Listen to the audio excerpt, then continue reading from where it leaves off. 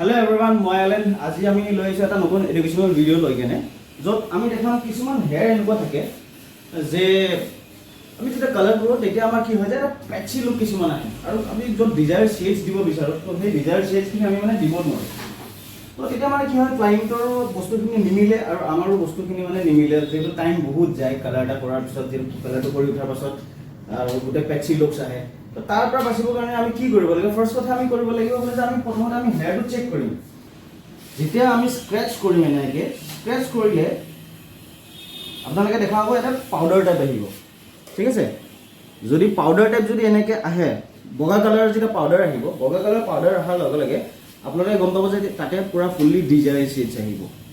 আৰু ঠিক তেনেকুৱাকে যদি তাতে যদি ৰেড কালাৰ হৈ গ'ল বা কপাৰ কালাৰ হৈ গ'ল তেতিয়া আপোনালোকে তাতে পুরা প্রপার ডিজায়ার শেডস নাপাব হয়তো আপনি ক্লায়েন্টক কব লাগিব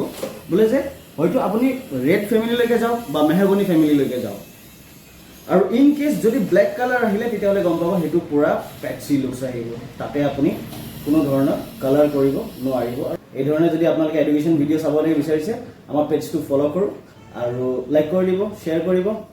থ্যাংক ইউ সো মাচ